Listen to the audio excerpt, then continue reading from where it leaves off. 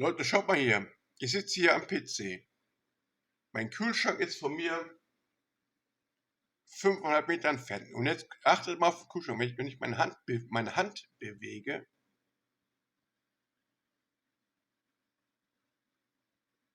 geht er hier hoch, runter, hoch, runter.